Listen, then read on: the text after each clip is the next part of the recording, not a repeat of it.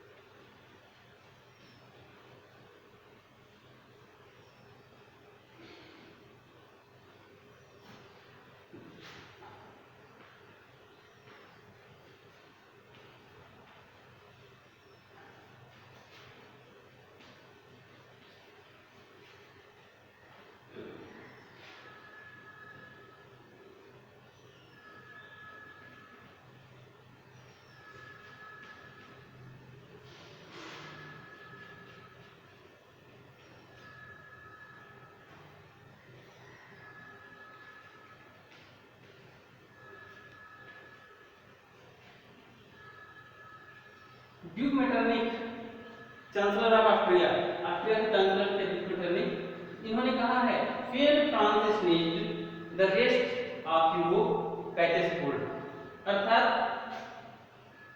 France जब छूटता है, यानी फ्रांस में कोई उथल पुथल होती है, the rest of Europe catches hold, यानी पूरे यूरोप को सर्दी जुकाम हो जाता है। इनका कहना है कि फ्रांस जब छीनता है तो पूरे यूरोप को सर्दी जुकाम हो जाता है। इसका तात्पर्य होगा कि जब यूरोप में फ्रांस में कोई घटना शुरू होती है, कोई क्रांति शुरू होती है, तो उसका प्रभाव, उसका असर सिर्फ फ्रांस में ना होकर के पूरे यूरोप में पड़ता है। ऐसा ऑस्ट्रिया के चांसलर ड्यूक मेटरनिक ने स्टेटमेंट दिया है।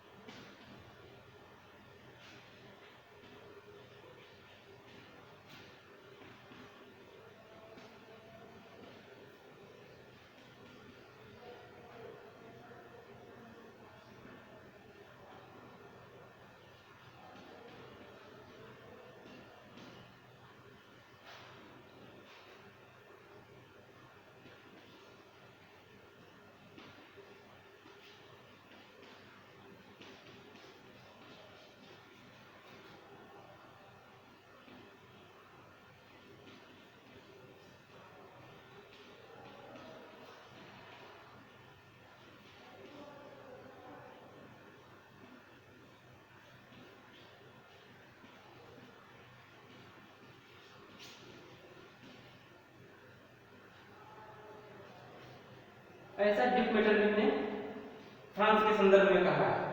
क्योंकि आप पहले पढ़ चुके हैं कि फ्रांसीसी क्रांति जो 1789 में शुरू हुई थी, फ्रेंच रिवॉल्यूशन 14 जुलाई 1789, तो फ्रांस से ही शुरू हुई थी। और फ्रांस के बाद में ही बहुत सारे लोगों ने फ्रांस से सीखा कि किस प्रकार हम करप्ट गवर्नमेंट के अगेंस्ट रिवॉल्यूशन कर सकते हैं। तो फ्रांस में कुछ भी होना अन्य देशों के लिए एक सीख थी, एक शिक्षा थी। इसलिए फ्रांस के संदर्भ में मेटरनिक महोदय ने ऐसा स्टेटमेंट दिया है।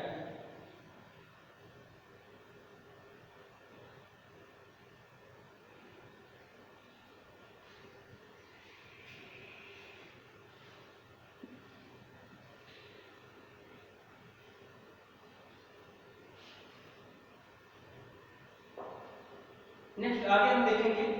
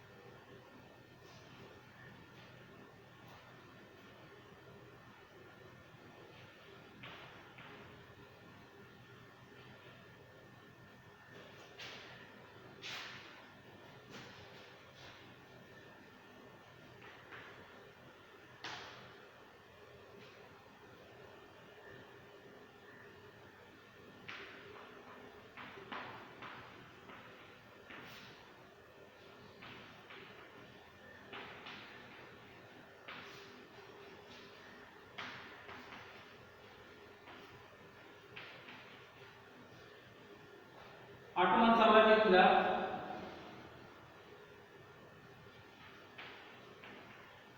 यूनानी स्वतंत्रता संग्राम।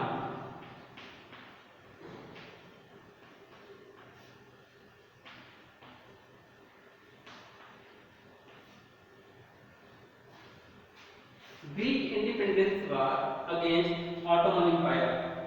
एक वर्ड आ रहा है Ottoman empire. What do you understand by Ottoman empire? क्या आप जान रहे हैं? ठीक है, मैं बताता हूँ ऑटोमन एम्पायर। तो जब हम एशिया और यूरोप का महाद्वीप देखेंगे मानचित्र में, मैं आपको गूगल मीट के माध्यम से या वेब के माध्यम से आपको मैं शो करूंगा। तो एक तुर्की नाम का देश अभी वर्तमान में आप देखेंगे। तो जो तुर्की देश है, तुर्की देश और उसके आसपास के हिस्सा को ही ऑटोमन एम्पायर कहा जाता है। अर्थात तुर्की में उसका सेंटर था और तुर्की के अलावा बाकी अन्य देशों को एज ए कॉलोनी अपने अंडर में तुर्की साम्राज्य के द्वारा रखा गया था। उसका सेंटर ऑटोमन एम्पायर के पास था। पूरी शक्तियां, पूरे पावर ऑटोमन एम्पायर के ही हाथ में थे। बाकी जो देश थे वो उसके अधीन थे, डिपेंडेंट थे। तो उसमें एक ग्रीक भी था, ग्रीक जिसे हम यूनान बोलते हैं, यूनान था। और यूनान के लोग ऑटोमन एम्पायर से अलग होना चाहते थे। वो नहीं चाहते थे कि हम हमारे जो भी रिसोर्सेस हैं, जो भी कंडीशंस हैं, उसको ऑटोमन एम्पायर के द्वारा ऑपरेट किया जाए। तो उन्होंने इसीलिए एक स्ट्रगल किया, वार शुरू किया, एक युद्ध शुरू किया, जिसे हम ग्रीक इंडिपेंडेंस वार बोलते हैं। इसी पॉइंट हम आपको दिखा रहे हैं।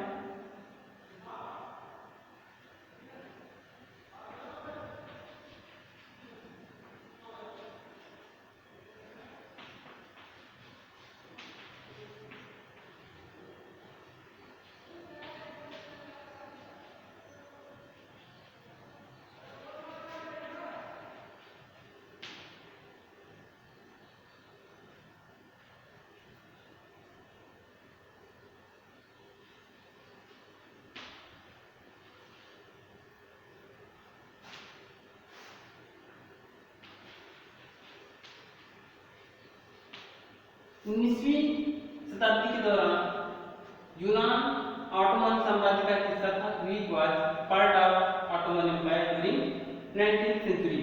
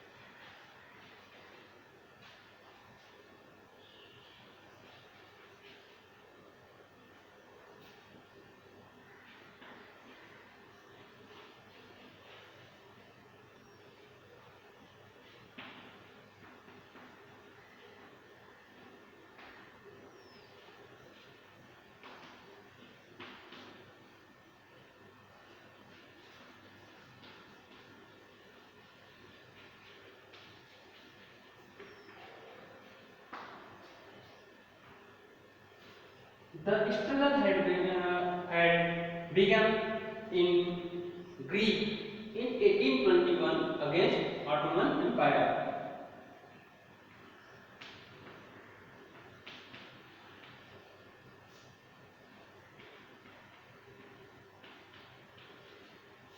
ऑटोमन साम्राज्य के खिलाफ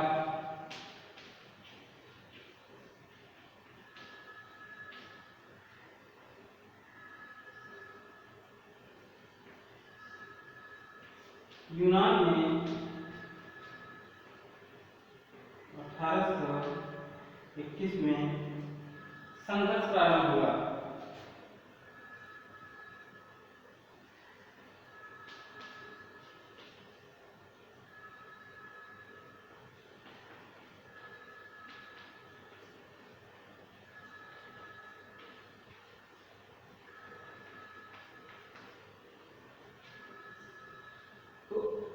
यूनानी स्वतंत्रता संग्राम के प्रमुख चरणों में देखते हैं कि 19वीं शताब्दी के दौरान यूनान ऑटोमन साम्राज्य का हिस्सा था और वो ऑटोमन साम्राज्य से अलग होना चाहता था। तो ये स्ट्रगल हैड बिगन इन 1821। 19वीं शताब्दी मतलब 1800 के बाद जो आगे का समय आएगा उसे हम क्या बोलेंगे, 19वीं शताब्दी। यानी 1800 के बाद 1801, 1802, 1803 ये 19वीं शताब्दी हो जाएगा। तो 19वीं शताब्दी के दौरान उसके आरंभ से ये देखते हैं कि यूनान ऑटोमन साम्राज्य का हिस्सा था और बराबर प्रयास कर रहा था कि हम ऑटोमन साम्राज्य से अलग हो जाएं। Because all political, economic and other activities operated by Ottoman empire. तो यूनान की भी सारी गतिविधियां ऑटोमन एम्पायर के द्वारा ही कंट्रोल की जा रही थी, इसलिए वहां के लोगों ने स्वतंत्र होने का प्रयास किया, इंडिपेंडेंट होने का प्रयास किया और इसके लिए उन्होंने 1821 में ऑटोमन साम्राज्य के खिलाफ संघर्ष शुरू कर दिया।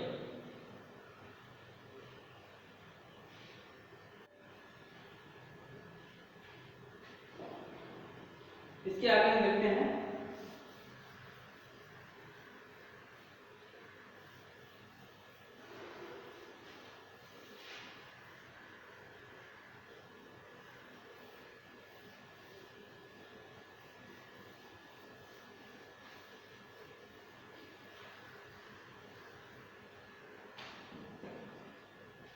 फिर स्ट्रगल बिगन। जब स्ट्रगल शुरू हुआ, nationalist of Greek got support from exiled Hellenist उनको कहा गया है जो ग्रीक के या यूनान के वे निवासी थे जो किसी कारणवश यूनान से बाहर थे।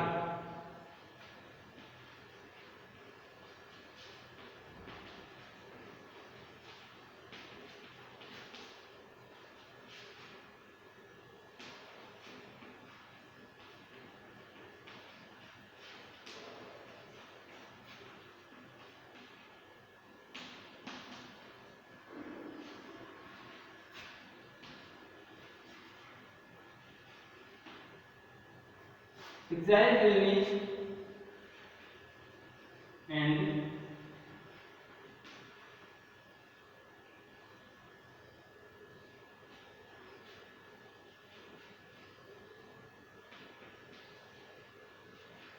Western Europeans.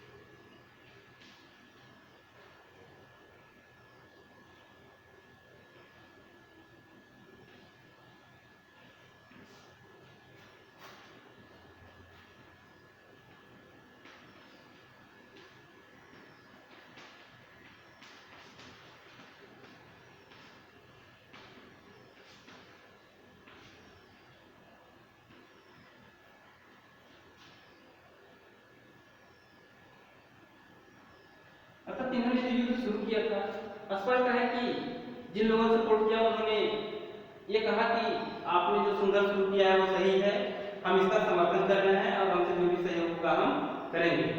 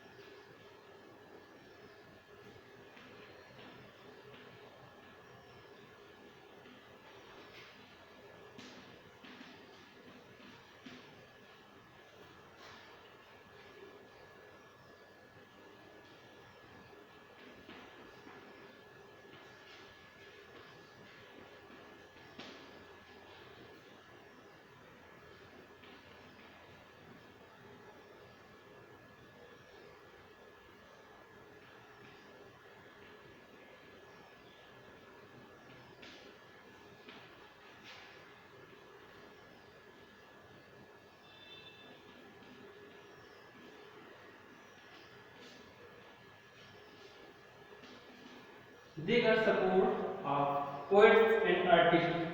Poets and artists were very important part of Greek independent war. जो यूनानी स्वतंत्रता संग्राम शुरू हुआ था उसमें कवियों और कलाकारों ने भी महत्वपूर्ण भूमिका निभाई। इन्होंने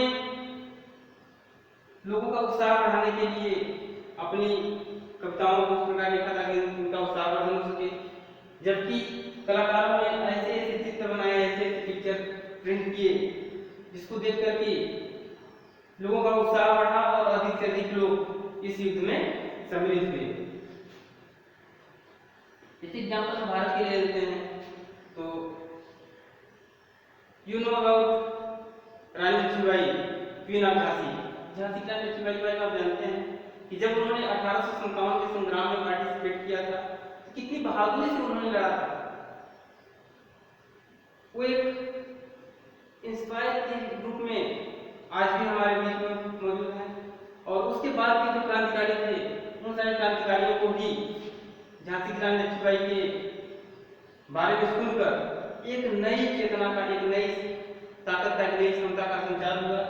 और कवियों ने भी, जैसे आप कवियत्री सुभद्रा कुमारी चौहान के बारे में आपने सुना होगा या पढ़ा होगा, उन्होंने रानी लक्ष्मीबाई के बारे में पूरी कविता लिख डाली, खूब लड़ी मर्दानी हो तो झांसी वाली रानी।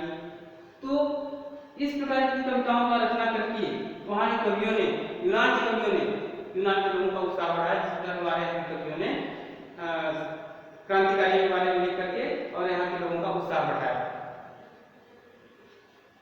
Next,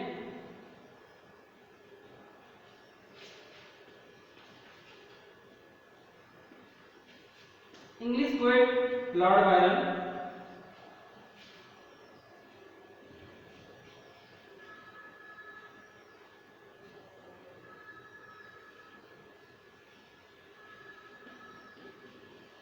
organize a fund and when to fight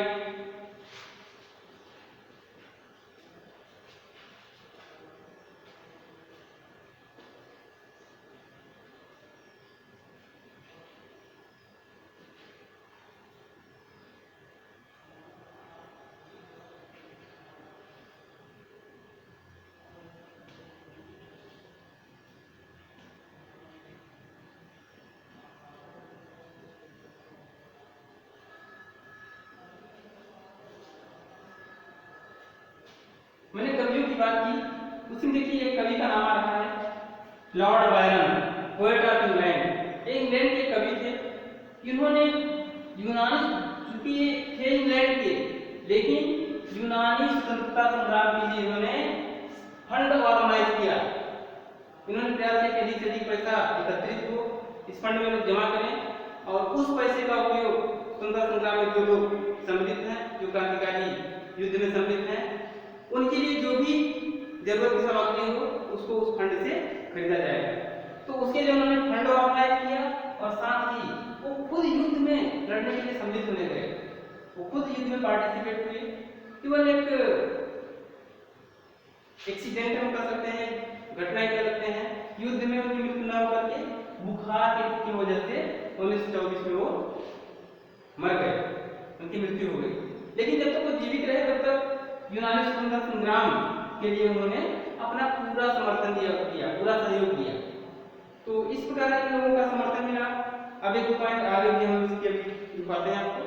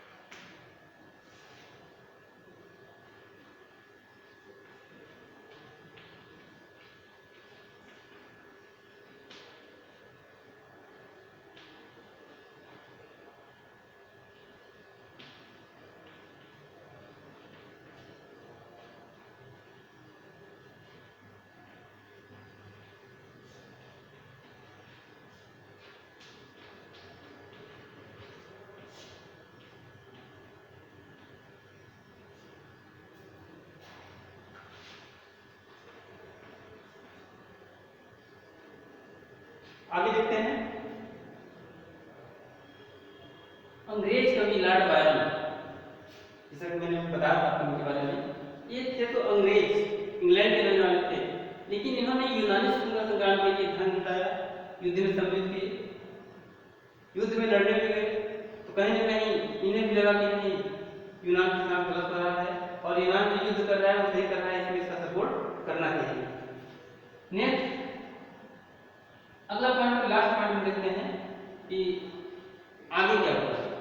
तो संघर्ष चलता रहा और अंततः संघर्ष का एक सफल परिणाम आया, जिसमें ये सुनिश्चित किया गया कि यूनान ऑटोमन साम्राज्य का हिस्सा नहीं रहेगा, बल्कि वो स्वतंत्र राष्ट्र के रूप में उसको मान्यता मिलेगी।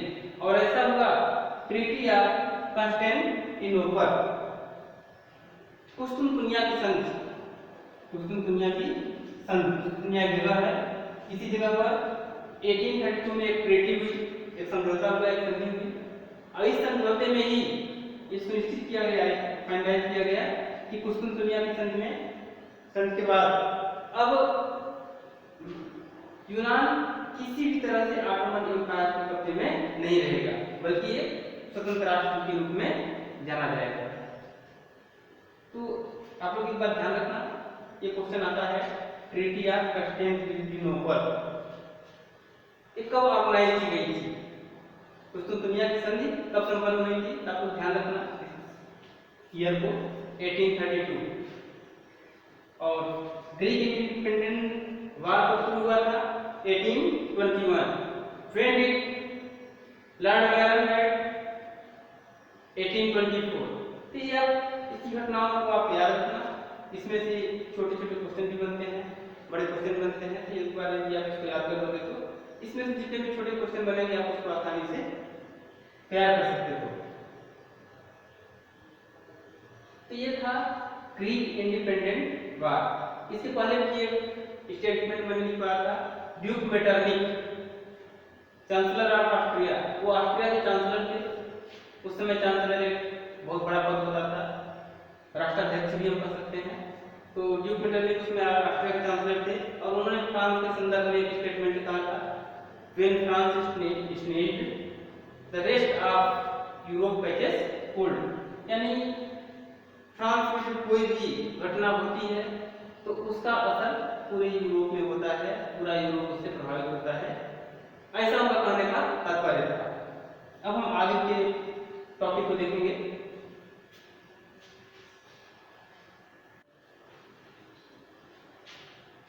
अगला पॉइंट देखेंगे,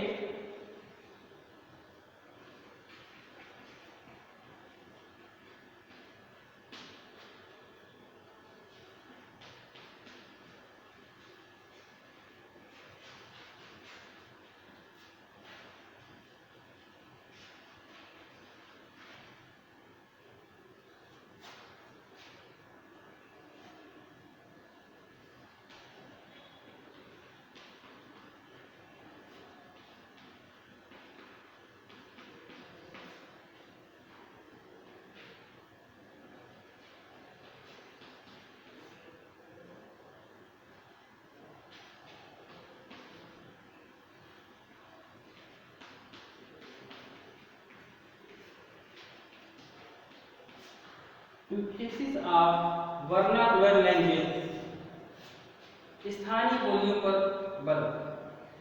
तो इसमें हम देखते हैं कि जब हम क्रांति का युग पढ़ते हैं उसके बाद भी यूरोप के तमाम देशों में अलग अलग स्थानों में विभिन्न प्रकार की घटनाएं होती रही। तो यह घटना मुख्य रूप से पोलैंड के लिए मानी जाती है, क्योंकि पोलैंड में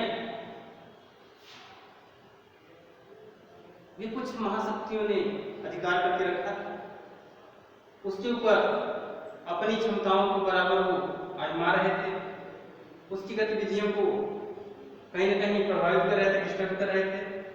तो पोलैंड के लोगों ने प्रयास किया कि हम अपने देश के लोगों को किस प्रकार अवेयर करें, किस प्रकार उनको राष्ट्र के लिए जगाएं।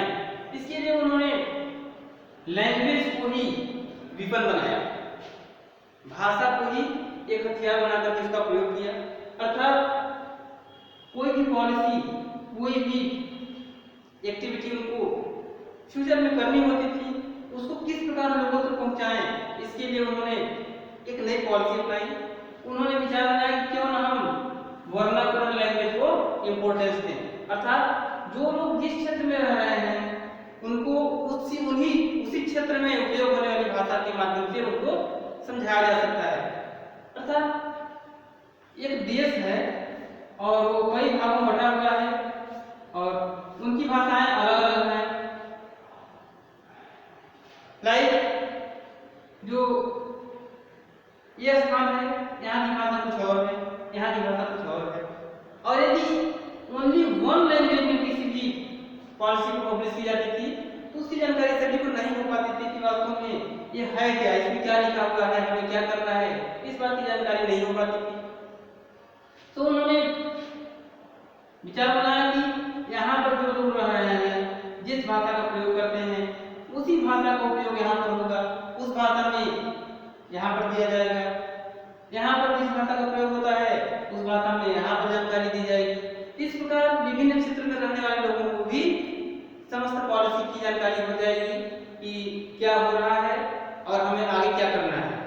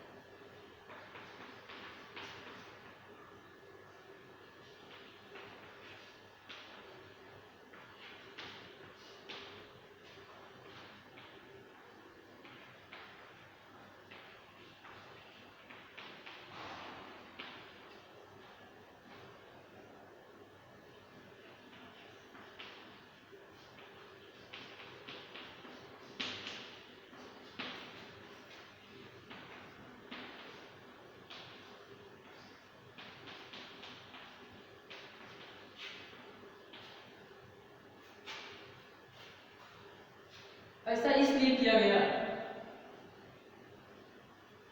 वहां पर संघर्ष इसलिए शुरू हुआ क्योंकि पोलैंड को कुछ महाशक्तियों ने, कुछ ताकतवर देशों ने जैसे ऑस्ट्रिया, रूस और रशिया ने पूरे पोलैंड को कई भागों में बांट दिया था। कई भागों में बांट करके उसकी यूनिटी पर अटैक करना चाहते थे, उसकी एकता पर अटैक करना चाहते थे, जिसे वहां के लोगों ने बर्दाश्त नहीं किया। वहां के लोग इस बात से बिल्कुल भी संतुष्ट नहीं थे। अतः पोलैंड के लोगों ने मुख्य रूप से रूस के खिलाफ, क्योंकि रूस ने बहुत ज्यादा ही डोमिनेट करने का प्रयास किया, इसलिए रूस के खिलाफ वहां के लोगों ने संघर्ष शुरू किया।